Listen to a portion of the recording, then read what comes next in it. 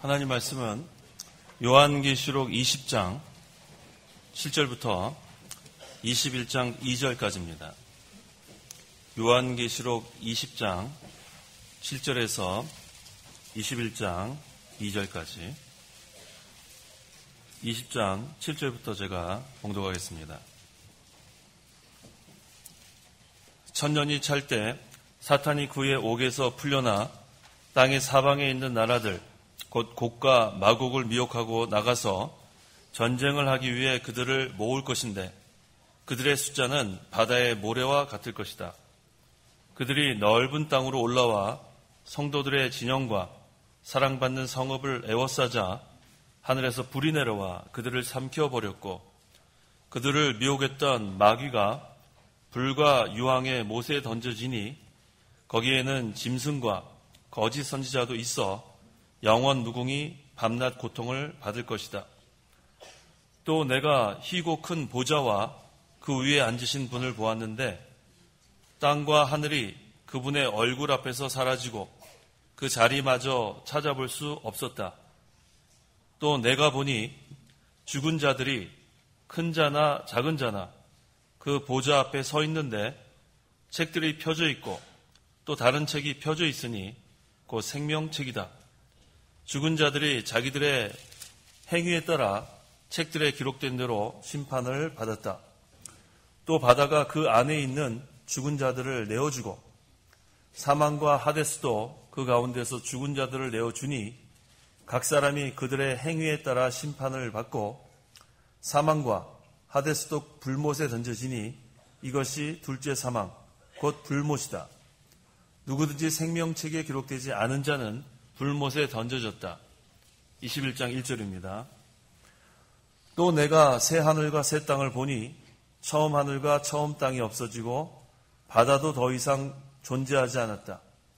또 내가 거룩한 성, 새 예루살렘이 하늘에서 내려오는 것을 보니 신부가 남편을 위하여 단장한 것 같았다.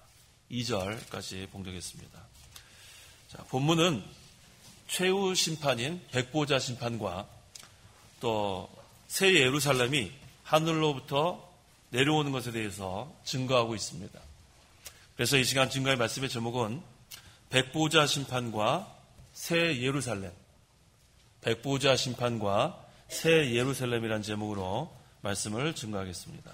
7절에서 9절 읽어보십시오. 7절 천년이 찰 때 사탄이 그의 옥에서 풀려나 땅의 사방에 있는 나라들 곧 곡과 마곡을 미혹하고 나가서 전쟁을 하기 위해 그들을 모을 것인데 그들의 숫자는 바다의 모래와 같을 것이다. 그들이 넓은 땅으로 올라와 성도들의 진영과 사랑받는 성읍을 에워싸자 하늘에서 불이 내려와 그들을 삼켜버렸고 그들 천년이 찼다 그랬습니다. 천년이 차고 난 다음에 사탄이 옥에서 풀려나 땅의 사방에 있는 나라들 곧 곡과 마곡을 미혹한다 그랬습니다. 이 곡과 마곡은 구약 성경에 등장하는데 그 구약 성경에서 그 하나님과 하나님의 백성을 대적하는 그런 족속으로 우리가 찾아볼 수 있습니다. 한번 찾아봅니다. 에스겔 38장 2절 3절 거기 보면 곡은 그 회복한 이스라엘을 침략하기 위해 그 북쪽 지방인 마곡에서 오는 메섹과 두발의 왕이라 그랬습니다. 에스겔 38장 2절 3절 2절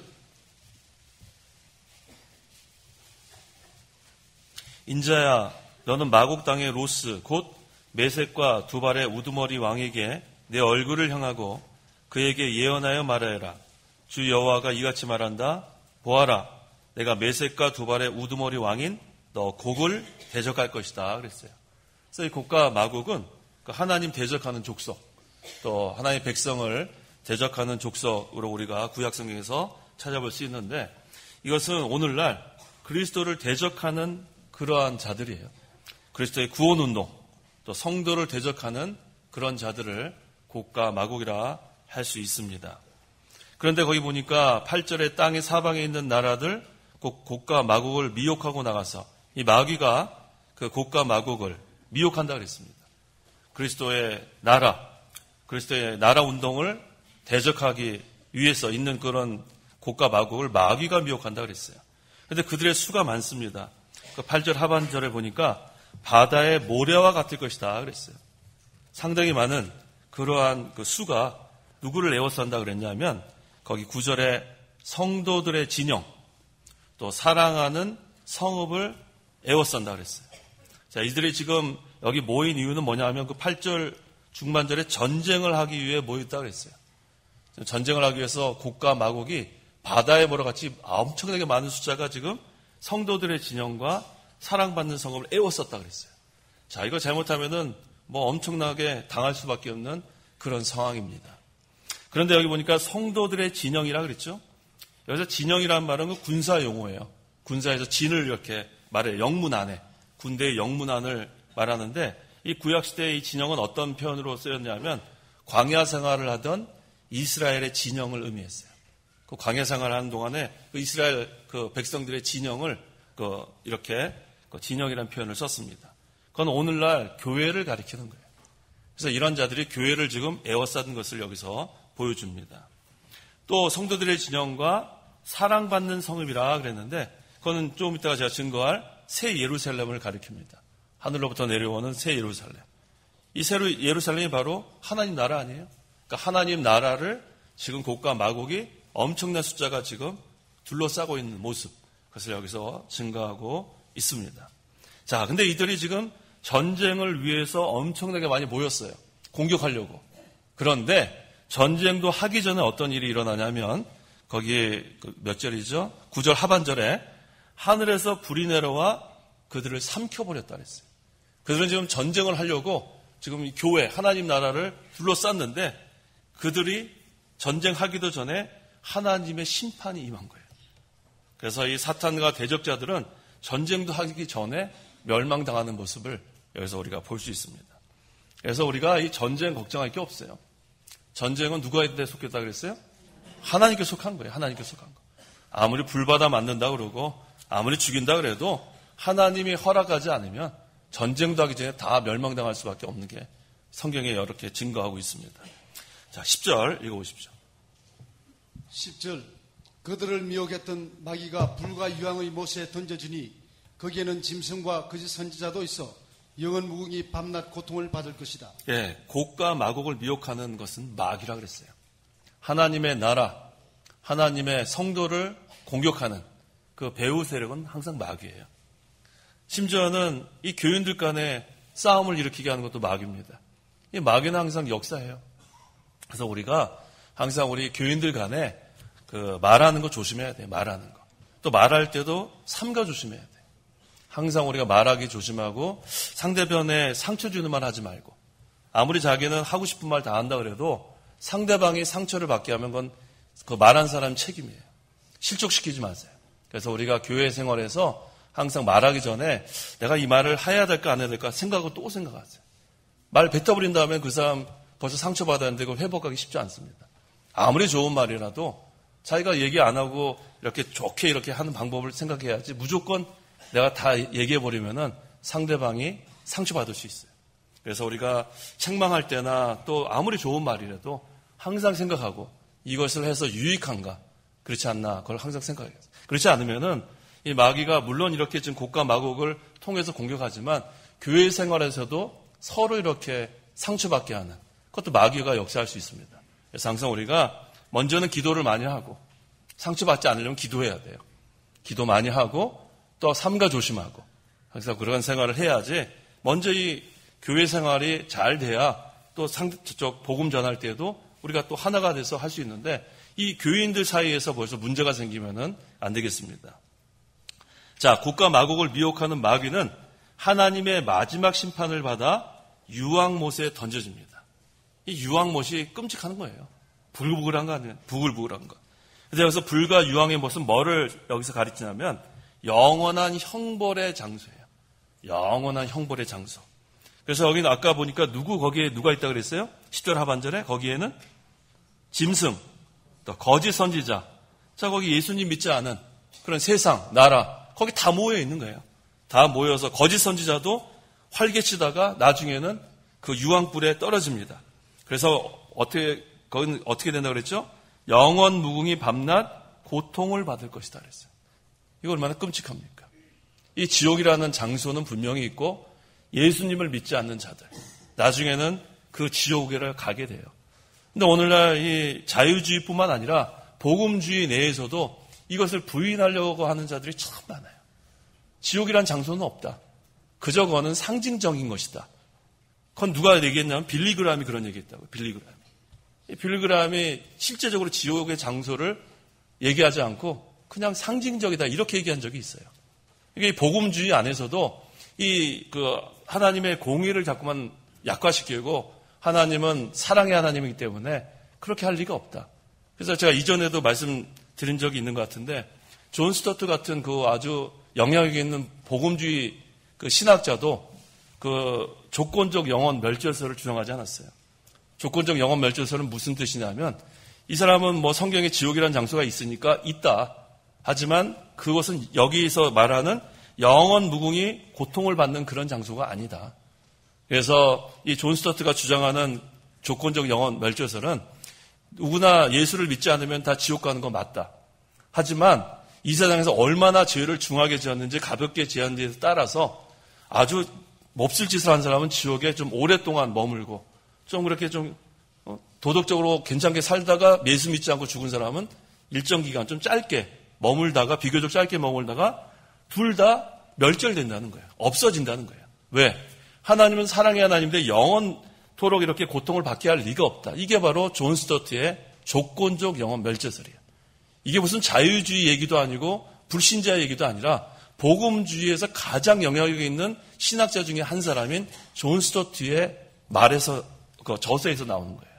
이게 얼마나 지금 이 기독교가 교리가 정신 바짝 차리지 않으면 이 교리를 왜곡시킬 수 있습니다. 근데 그 영향을 많이 받아서 오늘날은 그저 사랑의 하나님만 부르짖는 거예요. 사랑의 하나님이 지옥에 가게 하지는 않는다. 지옥은 그저 장소가 아니다. 이렇게 지금 받아들이는 사람이 상당히 많아요.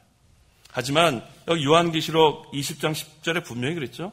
영원 무궁히 밤낮 고통을 받을 것이다 그랬어요. 예수님을 믿지 않는 사람은 지옥에 갑니다. 그건 이렇게 영원 형벌의 장소이기 때문에 그것은 영원하단 말이 여기 분명히 적혀 있어요. 조건적으로 일정 기간 있다가 영원히 멸절되는 게 아니라 영원토록 형벌받는. 그래서 우리가 목숨 걸고 전도해야 돼요. 아직도 믿지 않는 내 부모님이 이런 곳에 가서 되겠습니까?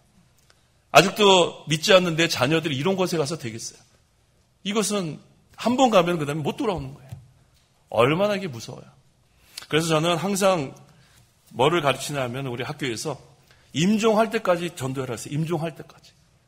왜냐하면 예수님께서 십자가에 달려 죽으실 때 오른편 왼편에 있는 강도 중에 한 강도는 죽기 전에 예수님을 믿어서 네가 오늘 나와 함께 어디 간다 그랬어요? 낙원에 간다 그랬잖아요. 임종하기 전까지 믿으면 되는 거예요. 그래서 아직도 완고해서 믿지 않는 사람이 있으면 계속 전하세요. 언제까지요? 임종할 때까지. 그게 우리가 할 일이에요. 왜냐하면 우리는 거기까지밖에 할 수가 없어요. 그 다음에 또 한 가지 우리에게 소망이 있는 것은 믿음은 어디에서 나와요? 들음에서 나오는 게 들음에서. 계속 임종할 때까지 계속 전하면은 어느 순간 하나님 택한 백성은 믿게 돼 있습니다. 그래서 우리가 할 일은 거기까지예요. 거기까지. 그거 해야 됩니다. 그거 안 하면 어떻게 하겠어요? 지옥 가는데 이 지옥은 여기 있는 말처럼 영원 무궁히 밤낮 고통을 받는 장소예요. 그래서 우리가 정말 사랑하는 가족이라면 또 사랑하는 친척이라면 친구라면 정말로 임종할 때까지 계속 전하세요. 그렇게 우리가 해야 할 사명입니다.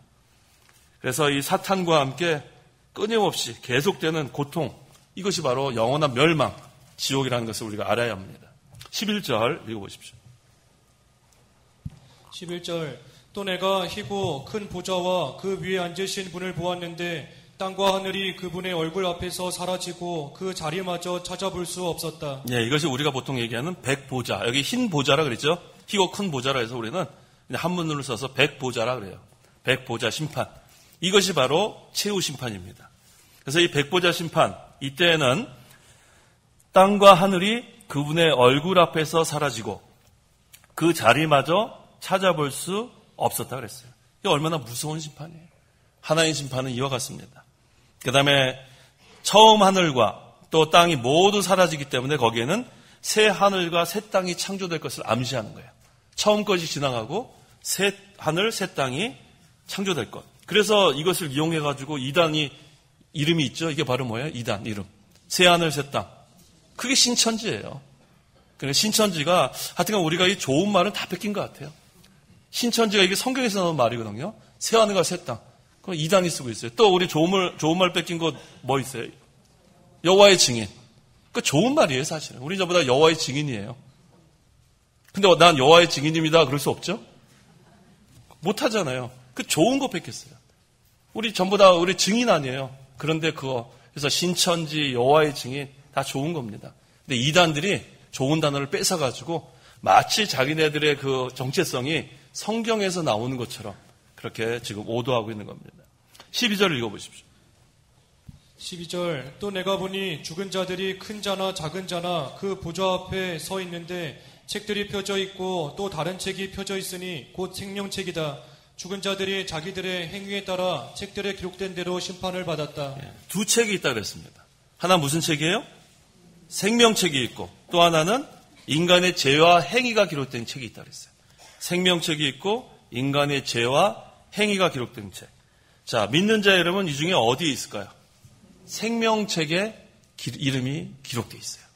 그래서 이 신천지에서는 또 이것도 여기서 자기네들을 또 빼내가지고 또 생명책이라고 하기에는 자기네들이 양심이 있는가 봐요. 그래서 뭐라고 이 사람들은 바꿨냐면 생명록이라고 해요. 생명록. 기록한다는 데 록. 생명. 그래서 레코드 오브 라이프를 해가지고 그 신천지 교회에 들어간 사람들은 어디에 이름이 기록되냐면 생명록에 기록돼요. 그 다음에 거기서 탈퇴하면은 생명록에서 이름이 삭제돼요. 얼마나 무서운 일이에요. 생명록에서 이름이 삭제되는데. 뭐 이런 것으로 막 이렇게 위협을 가합니다. 근데 성경에 생명록이라는 건 없어요. 북 오브 라이프예요. 생명책은 있습니다. 그래서 우리 믿는 자들의 이름은 생명책에 기록되어 있습니다. 그런데 이때는 천년세계가 끝났기 때문에 믿지 않고 죽은 사람도 전부 부활을 하게 됩니다. 그래서 예수님을 믿는 사람은 부활해서 오른편에 서고 믿지 않는 사람은 왼편에 선다 그랬죠? 마태복음 다음에 펴십시오. 마태복음 25장 전부 다 한번 펴세요. 25장 31절에서 33절. 마태복음 25장 31절에서 33절. 31절. 인자가 모든 천사들과 함께 그의 영광 가운데 올 때에 그가 자기 영광의 보좌에 앉을 것이니 그가 모든 민족을 자기 앞에 모으고 목자가 양과 염소를 나누듯이 그들을 각각 나누어 양들은 자기 오른쪽에 염소들은 왼쪽에 둘 것이다. 예, 창세 이후로 모든 사람들이 부활하는데 성도들은 오른쪽에 서 있고 불신자들은 왼쪽에 서 있게 된다 그랬습니다. 이때 예수님께서 먼저 오른쪽에 있는 성도들에게 거의 34절 하반절에 뭐라고 말씀하시냐면 내 아버지께 복받을 자들아 나와서 세상의 창조 때부터 너희를 위하여 준비된 나라를 상속하여라 말씀하십니다. 마태복음 25장 34절에. 그 다음에 이어서 뭐라고 말씀하시죠? 그 35절부터 보십시오. 35절. 내가 배고팠을 때에 너희가 나에게 먹을 것을 주었고 내가 목말랐을 때에 너희가 나에게 물을 마시게 하였으며 내가 나그네 되었을 때에 너희가 나를 영접하였고 내가 헐벗었을 때에 너희가 나에게 옷을 입혀 주었으며 내가 병들었을 때에 너희가 나를 돌보아 주었고 내가 감옥에 갇혔을 때에 너희가 나를 방문해 주었다. 예, 예수님을 믿는 사람 중에 지극히 작은 자라도 예수님 때문에 고난을 당하고 예수님 때문에 핍박을 당할 때 그 사람을 돌보아 준 것은 예수님을 돌보아 준 거라 그랬어요. 그래서 우리가 이 하나님의 일을 하는 그런 사람들 도와주는 거, 협력하는 거 참 귀한 일입니다. 그런 자들에게 뭐라 그랬냐면 하나님 나라를 유업으로 주신다 그런 거예요. 하나님 나라를 상속해라. 하나님 나라를 유업으로 받아 하늘나라로 가게 된다 그랬습니다. 또 주님을 위해 핍박을 당한 또 믿음 지키다 핍박당하는 자들 돌봐준 것, 그것은 그들이 받는, 그러니까 믿음 지키다가 주님의 일을 하다가 핍박당하는 사람이 받는 상을 그 도와준 사람도 같이 받는다 그랬어요. 마태복음 10장 41절 42절. 마태복음 10장 41절 42절. 41절. 선지자의 이름으로 영접하는 자는 선지자의 상을 받을 것이고 의인의 이름으로 영접하는 자는 의인의 상을 받을 것이다. 내가 진정으로 너에게 말한다. 이 작은 자들 중 하나에게 제자의 이름으로 냉수 한 잔이라도 마시게 하는 자마다 결코 자기 상을 잃지 않을 것이다. 예, 우리가 이 말씀 전하는 자들, 또 주의 일을 하는 자들, 그들이 받을 상을 그 도와주는 사람도 같이 받는다 그랬어요. 뭐 대단한 것으로 도와주려는 게 아니라 뭐라 그랬냐면 제자의 이름으로 냉수 한 잔이라도 마시게 하는 자마다 결코 자기 상을 잃지 않을 것이다 그랬어요. 그래서 도와주라는 거예요. 적은 도움이든 큰 도움이든 도와주면 그것을 다 기억하시고 상 주신다 그랬습니다. 이것은 오른쪽에 있는 사람들, 예수님 믿는 사람들에 대한 그런 말씀이고, 이제는 왼쪽에 있는 사람들에게도 예수님께서 말씀하시는데, 이들은 어떤 자들이냐면 예수님 믿지 않고 지옥 가는 사람들이에요. 근데 이 사람도 전부 부활해서 주님의 심판대 앞에 나온 겁니다. 아까 마태복음 25장 41절에는 요번에 뭐라고 말씀하시냐면 예수님께서 저주를 받은 자들아 그랬어요. 아까 오른쪽에 있는 사람은 뭐라 그랬죠? 복 받을 자들이라 그랬죠. 여기 아까 34절에 내 아버지께 복 받을 자들아. 예수 믿는 사람은 복 받을 자들. 예수 믿지 않는 사람은 저주를 받을 자들아 그랬어요. 이제 지옥 갈 사람들이에요. 참 비참합니다. 내게서 떠나라 그랬어요. 예수님께서. 자, 예수님 믿는 사람은 예수님과 함께 상속받는 거예요. 하늘나라의 유업을 상속받는데, 예수 믿지 않는 자들은 저주를 받은 자들아 내게서 떠나라 그랬어요. 내게서 떠나. 그건 벌써 지옥이 시작된 거예요. 예수님과 단절되는 거예요. 하나님과 단절되는 거예요. 마귀와 그의 부활을 위하여 준비된 영원한 불에 들어가라 그럽니다. 얼마나 무서워요. 자, 우리가 이 세상에 사는 동안에 제일 중요한 게 뭐냐 하면 예수님 믿는 것이냐 안 믿는 것이냐. 얼마나 재산을 많이 모았느냐, 얼마나 높은 학위를 받았느냐, 얼마나 명예 영광을 얻었느냐, 그거 아니에요. 예수님을 믿었느냐 믿지 않느냐. 임종할 때까지, 죽기 전까지 예수 믿지 않으면 이 지옥에 가는 거예요. 저주를 받은 자들아 그랬잖아.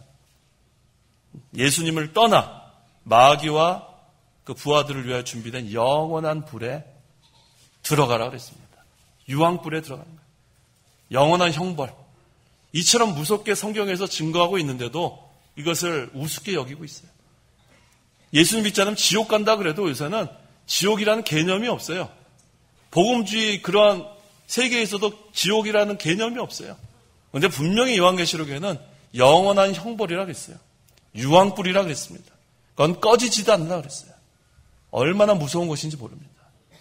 자, 오늘 당장 믿지 않는 가족들에게 전해야 되겠죠? 아주 긴급한 일이에요. 긴급한 일이에요. 제가 아까 임종할 때까지 전하라 그랬는데 문제는 우리가 언제 임종할지 몰라요. 아직도 많이 시간이 남은 게 아닐 줄 알아야 돼요. 근데 예수 믿기 전에, 예수 믿지 않고 세상 떠나면 그건 지옥 갑니다. 그럼 뭐 어쩔 수 없어요. 어떤 위로를 해줄 수가 없어요. 예수 믿지 않고 지옥 간 걸 어떻게 위로를 합니까? 하지만 지금은 아직 기회가 있는 줄 알고 계속 말씀을 증거하십시오. 그래서 우리 13절에서 14절에 또 바다가 그 안에 있는 죽은 자들을 내어주고 사망과 음부도 그 가운데서 죽은 자들을 내어주니 각 사람이 그들의 행위에 따라 심판을 받고 사망과 음부도 불못에 던져지니 이것이 둘째 사망 곧 불못이다 그랬습니다.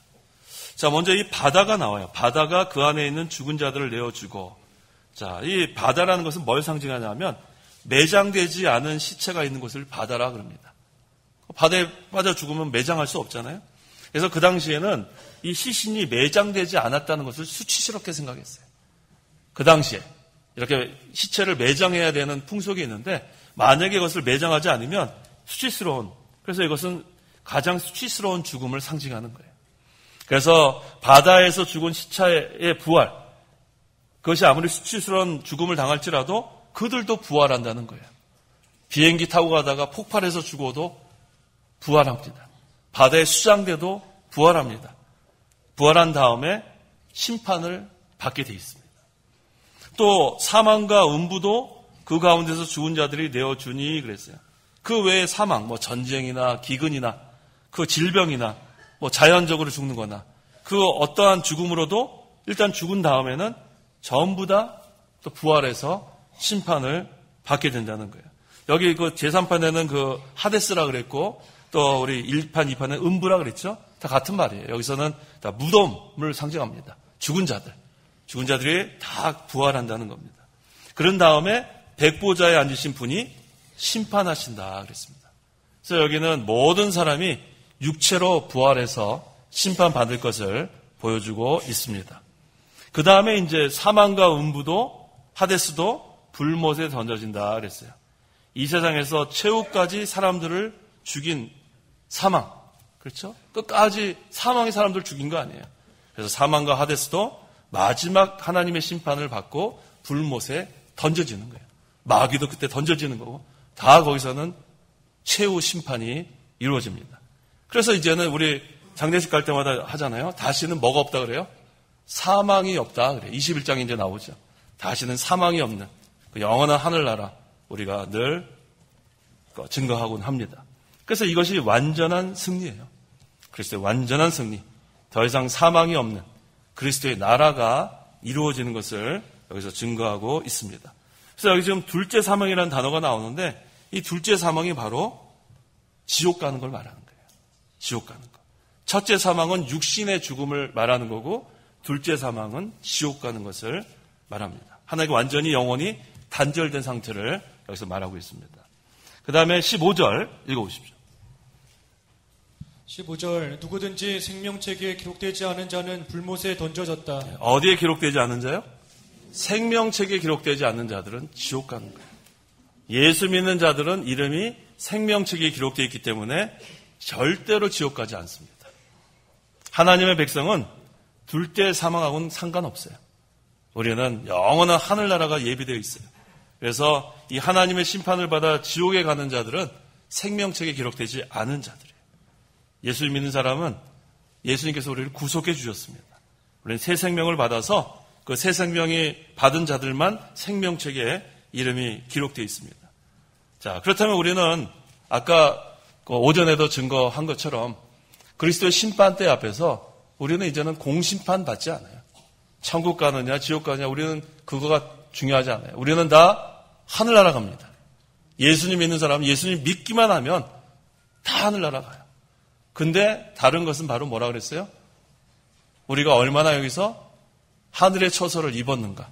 그 차이예요. 얼마나 구원을 잘 이루었는가. 얼마나 그리스도의 형상을 닮아갔는가. 얼만큼 새 사람을 입는 생활을 했는가. 얼마만큼 인격이 자라났는가. 그것이 따라서 상급이 달라지는 거예요. 상급이 달라지는 거예요. 그래서 이 참 이게 감사해요. 이 공심판 받지 않는 거 얼마나 감사합니까? 예수님을 믿기만 하면 우리는 다 구원받은 거 하나님의 은혜입니다. 그래서 어린 양의 생명책에 기록되어 있는 첫째 부활에 참여한 성도들은 그래서 아까 예수님께서 복 있는 자들아 그런 거예요. 복 있는 자들아. 첫째 부활에 참여한 자들은 다 복 있는 자들입니다. 자, 거기까지가 백보자 심판에 대한 말씀이고 그 다음에 한 장 넘어서 21장에 새 예루살렘에 대해서 증거하고 있습니다. 1절 읽어보십시오. 1절 또 내가 새 하늘과 새 땅을 보니 처음 하늘과 처음 땅이 없어지고 바다도 더 이상 존재하지 않았다. 처음 하늘과 처음 땅이 없어졌다 그랬어요. 처음 하늘과 처음 땅이 근본적으로 없어진 게 아니고 새롭게 됐다는 거예요. 새롭게 됐다. 그걸 우리가 잘 이해해야 합니다. 처음 하늘과 처음 땅이 근본적으로 다 없어지고 새로 뭐가 딱 나타난 게 아니라 죄악의 하늘과 죄악의 땅이 없어지고 새롭게 되었다는 뜻이에요. 그게 바로 새 하늘과 새 땅이라 그랬습니다. 그걸 우리가 뭘 근거로 할 수 있냐면 그 21장 5절에 뭐라고 증거하고 있죠? 또 보좌에 앉으신 분께서 말씀하시기를 보아라 내가 만물을 새롭게 한다 그랬어요. 내가 만물을 창조한다 그러지 않고 만물을 새롭게 한다 그랬습니다. 그래서 처음 하늘과 처음 그 땅이 근본적으로 없어지는 것이 아니라 거기 있는 죄악의 하늘과 죄악의 땅이 다 없어지고 거기에 새롭게 되는 그런 역사가 있다는 겁니다. 이게 바로 사도행전 3장 21절 만물 회복이에요. 사도행전 3장 21절 21절 하나님께서 영원전부터 자신의 거룩한 선지자들의 입을 통하여 말씀하신 대로 만물을 회복하실 때까지 하늘이 마땅히 그분을 영접하여야 한다. 예, 이것이 바로 성경에서 증거하는 만물 회복입니다. 이게 바로 새롭게 된다는 그런 뜻입니다. 그래서 이때에는 어떻게 이것이 좀 전에 그 사도행전 3장 21절에 선지자가 증거하고 있었다 그랬죠? 다시 한번 읽어보세요. 사도행전 3장 21절. 이미 선지자가 21절 하나님께서 영원전부터 자신의 거룩한 선지자들의 입을 통하여 말씀하신 대로 예, 거룩한 선지자의 입을 통해서 말씀하신 대로 했는데 어떤 선지자가 여기에 대해서 구체적으로 예언했냐면 이사야 선지자예요. 이사야 65장 17절에서 19절. 새하늘과 새 땅에 대해서 이사야 선지자가 예언을 했습니다. 이사야 65장 17절에서 19절. 17절 보아라 내가 새하늘과 새 땅을 창조할 것이니 이전 것들은 기억되거나 마음에 떠오르지 않을 할 것이다. 너희는 내가 창조하는 것으로 인해 영원히 기뻐하고 즐거워하여라. 보아라 내가 예루살렘을 기쁨으로 그 백성을 즐거움으로 창조할 것이기 때문이다. 내가 예루살렘을 즐거워하며 내 백성을 기뻐할 것이니 우는 소리와 부르짖는 소리가 다시는 거기서 들리지 아니할 것이다. 예, 바로 이사야 선지자를 통해서 이 새하늘과 새 땅에 대해서 증거하고 있는데 여기 뭐라 그랬죠? 내가 예루살렘을 기쁨으로 그 백성을 즐거움으로 창조할 것이기 때문이다. 내가 예루살렘을 즐거워하며 내 백성을 기뻐할 것이니 우는 소리와 부르짖는 소리가 다시는 거기서 들리지 아니할 것이다 그랬어요. 거기 통곡하는 소리가 없다 그랬습니다. 이게 바로 새하늘과 그 새 땅의 생활이에요. 그래서 이것은 이전에 있던 것이 아주 없어진 게 아니라 죄악이 없어졌기 때문에 여기 부르짖는 소리가 없고 우는 소리가 없어요. 그래서 죄악의 요소만 없어진 거예요. 그래서 본래 있던 그 하늘과 땅이 새롭게 된다는 것을 여기서 보여주는데 그 좀 전에 65장 좀 내려와서 이사야 65장 쭉 내려와서 그 21절 보세요. 이사야 65장 21절. 그들이 집을 짓고 거주하며 포도원을 심고 그 열매를 맺으며 그랬고 먹을 것이며 그랬어요. 그러니까 이전에 있던 그대로입니다. 집을 짓고 거주하고 포도원을 심고 열매를 먹는다고 그랬고 또 더 내려와서 25절에는 이리와 어린 양이 함께 먹으며 사자가 소처럼 짚을 먹고 뱀은 흙으로 음식을 삼을 것이니 나의 거룩한 산에는 어디서나 상함도 없고 망함도 없을 것이다. 여호와께서 말씀하신다. 이렇게 이전에 있던 것들을 다 이렇게 증언하면서 이전에 있던 것이 다 완전히 없어지고 새로 창조된 것이 아니라 여기서 죄악의 요소만 빠졌다는 거예요. 그러니까 죄악의 요소가 빠지니까 이리와 어린 양이 함께 먹을 수 있죠. 그렇죠. 그 다음에 사자가 소처럼 짚을 먹을 수 있죠. 그러니까 여기서 이거를 통해서 우리는 새하늘과 새 땅에 대해서 이사야 선지가 예언한 것이 바로 만물을 회복시킨다는 의미예요. 만물을 새롭게 한다는 그런 의미입니다. 그래서 이 천년왕국은 바로 새하늘과 새 땅이에요. 새하늘과 새 땅은 천년왕국을 여기서 지금 가리키고 있습니다. 그래서 여기 천년왕국에는 마귀가 잡아 넣었으니까 거기는 죄악의 요소가 빠지는 거예요. 마귀 때문에 지금 서로 싸우고 서로 막 물고 뜯는 거 아닙니까? 근데 마귀가 싹 가둬놓으면은 거기에는 죄악의 그 요소가 빠져서 그건 그리스도의 나라가 세워질 수 있습니다. 그래서 이 새하늘과 새 땅은 천년왕국을 가리키기도 하고 천국을 가리키기도 합니다. 그래서 거기는 하나님의 영광만 충만한 곳이에요. 하나님 나라는 하나님의 통치가 있는 곳입니다. 그것이 바로 새하늘과 새 땅입니다. 그것이 어디부터 내려온다고 그랬냐면 2절에 또 내가 거룩한 성 새 예루살렘이 하나님께로부터 하늘에서 내려오는 것을 보니 신부가 남편을 위하여 단장한 것 같았다 그랬어요. 자, 남편과 신부. 하나님은 우리의 남편이 되시고 교회는 신부다 그랬습니다. 이게 바로 하나님과 우리의 관계예요.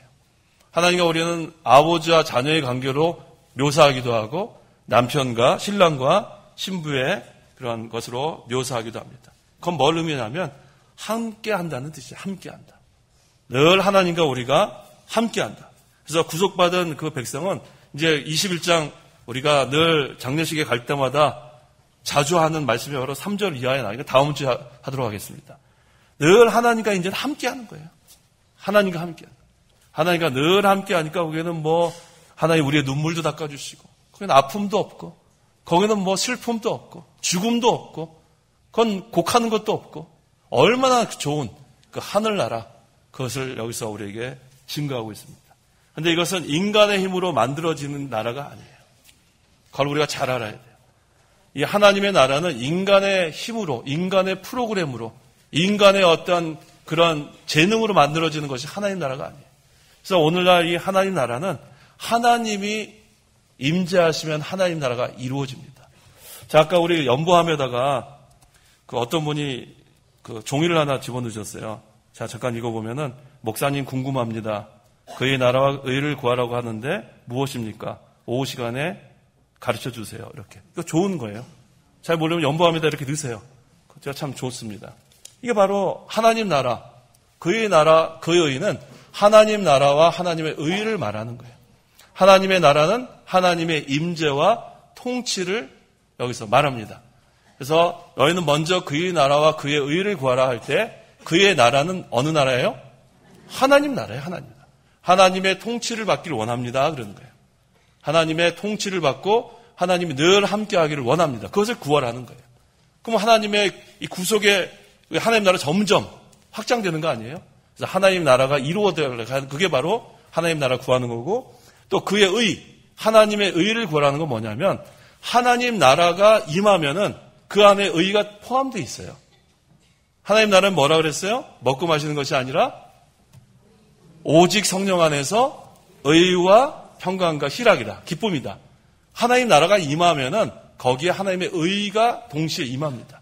그래서 하나님 나라는 하나님의 통치와 하나님의 임재를 말하는 거고, 그 다음에 하나님의 나라가 임하면은 하나님의 의가 세워져 나가는 거예요. 그것을 구하라는 거예요. 자, 질문하신 분 아시겠어요? 누가 네 하셨죠? 자, 그래서 우리가 항상 하나님의 나라가 임하기를 우리가 늘 기도하고 구하는 생활을 하라는 겁니다. 그래서 하나님께로부터 하늘에서 내려오는 것을 보니 그랬습니다. 새 예루살렘은 하늘에서 내려오는 거예요. 여기서 만드는 게 아니에요. 이게 제일 중요한 거예요. 새 예루살렘, 하나님 나라는 하늘에서 내려오는 거예요. 자, 오늘 우리가 다 모여서 하나님께 예배하죠? 하늘 문이 열려서 하늘의 복과 은혜가 내려오는 거예요. 여기서 제가 어떠한 말로 감동시켜서 여러분 기쁘게 하는 시간이 아니에요. 제가 좀 말이 빨라서 참 이게 참 죄송할 때가 많아요. 저는 왜 이렇게 이걸 참 조절을 해야 되는데 늘 기도하고 있어요. 네, 늘 기도합니다. 너무 좋은 걸 막 전하려고 그러면은 말이 빨라집니다. 근데 여기서 제가 어떻게 해가지고 막 기쁘게 하는 게 아니에요. 어디서 내려오는 거예요? 하늘에서 내려오는 거예요. 그래서 하늘 문이 열리고 하늘의 복과 은혜와 평강이 내려오면 우리는 거기서 은혜를 받는 거예요. 그건 목사가 할 수 있는 게 하나도 없어요. 그저 저는 도구로서 하나님의 말씀만 선포합니다. 그 다음엔 하나님께서 하늘 문을 여시고 여러분의 심령에 복과 은혜와 위로를 주시는 거예요. 그래서 이 하나님께로부터 하늘에서 내려오는 것을 우리는 고대해야 돼요. 그걸 사모해야 돼요. 그래서 늘 기도할 때마다 하나님이시여 하늘의 은혜와 평강과 위로와 기쁨을 내려 주시옵소서 기도하는 거예요. 그럼 하나님께서 하늘문을 열어주시고 우리 심령에 은혜의 담비, 복된 소낙비를 막 쏟아 부어주시는 거예요. 자, 근데 이 새 예루살렘은 그것이 완전한 거예요. 완전한 거. 하나님의 영광이 충만한 것. 의와 평강과 기쁨이 충만한 그 새 예루살렘이 하늘에서부터 내려오는 것을 보니 신부가 남편을 위하여 단장한 것 같았다 그랬어요. 자, 이것이 우리가 앞으로 맞을 그 천년왕국이고 그것이 바로 우리가 누리게 될 하늘나라인 거예요. 얼마나 감사합니까? 그것이 바로 거룩한 성 새 예루살렘이라 그랬습니다. 이것은 생명책에 기록된 자만이 누릴 수 있는 복입니다. 그래서 예수님께서 오른쪽에 있는 사람들에게 복받을 자들아 그런 거예요. 이 복을 받는다는 거예요.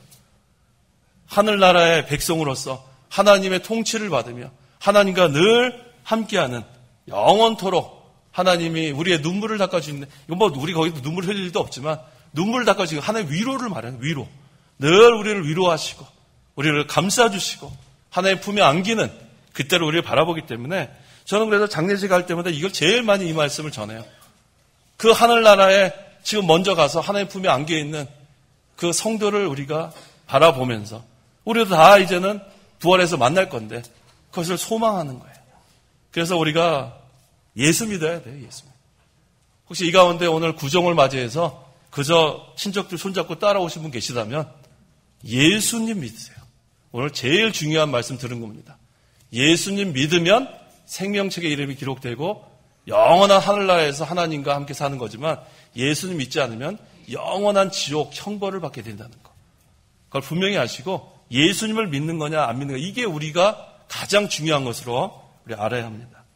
그래서 현재 사는 이 땅에서도 우리는 하나님 나라가 이루어지고 내 심령에 하나님 나라가 이루어지고 늘 우리가 하나님의 나라에서 하나님의 통치를 받으며 의와 평강과 기쁨을 누리는 그런 생활을 하다가 그건 맛만 보는 거예요. 맛만. 아 이렇게 좋은 거구나. 그것도 너무너무 좋아서 뭐 어쩔 땐 견디기 힘든데 그것을 영원토록 누리게 되는 그러한 저희들은 뭐 받은 자들이에요? 복 받은 자들입니다. 기도하시기 바랍니다.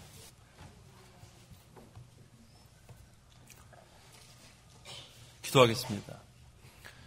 하나님 아버지 은혜와 사랑을 참으로 감사합니다. 예수님을 믿으면 그 이름이 생명책에 기록되고 영원한 하나님 나라 하늘나라에서 하나님과 함께 영원히 살게 되는 복을 누리게 되지만 예수님 믿지 않으면 지옥에 가서 영원한 형벌을 받을 수밖에 없다 그랬습니다. 그래서 성경에서 우리에게 분명히 증거하는 것이기 때문에 우리가 그 어떤 말로도 이것을 변형할 수 없고 어떤 것으로도 우리는 이것을 바꿀 수 없습니다. 하나님이여 이 복음을 우리가 믿게 하셨사오니 우리도 이 복음을 아직도 이것을 믿지 않는 불쌍한 자들에게 전하게 도와주시옵소서. 아직도 사랑하는 내 가족, 친척, 친구 중에 믿지 않아 지옥 갈 수밖에 없는 자가 있다면 죽기 전에 믿지 않으면 지옥 갈 수밖에 없사오니 끝까지 복음 전하게 도와주시옵소서. 믿음은 들음에서 난다 그랬사오니 우리가 할 수 있는 것은 전하는 것밖에 없사오니 하나님께서 우리에게 전할 수 있는 그런 담대함을 주시고 끝까지 하나님의 이 복음 전파 사명을 감당할 수 있도록 도와주시옵소서. 예수님의 이름으로 기도하옵나이다. 아멘.